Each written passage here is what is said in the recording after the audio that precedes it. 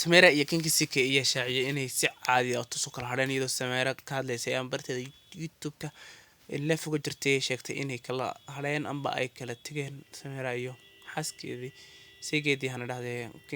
Kinkisike iyo isaguna u cadeeyay Ayub Carlo inuu kala tageen waa jacaylkiisii jacaylkiisii dhinaca kale waxaan barnaamij ka hadli doonaa Shushu Cabdalle iyo maxaa ka dhaxeeya Kabtan Ayub kabtanka oo ahaa nin xaasla ah amba ninkani madaxa raadiyoga weyn leh ee xaaska yeeshay gabadhan quruxda badan lana qabay ayaa haddana u muuqda inuu Shushu Cabdalle ka dhigayo midii labaad inkastoo uu farxaas rabbi u baneeyay haddana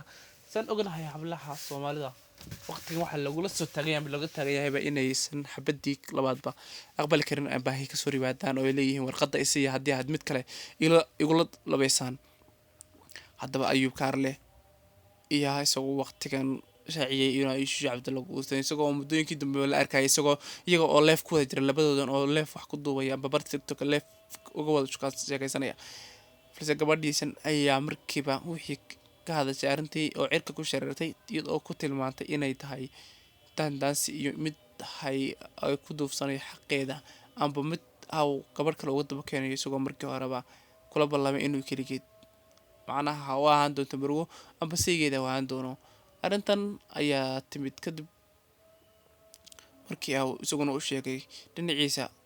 Kinkisike inuu guursanayo Shushu Cabdalle. Shushu Cabdalle waa gabadh barta TikTok si weyn looga yaqaan aba caanka ah taasi oo waqtigan ku sugan magaalada Istanbul ee caasimadda dalka Turkiga taasi oo looga yahay inay kasii gudbin doonto Ayub Carlo ay halkaas ku aroos gali doonaan isaga iyo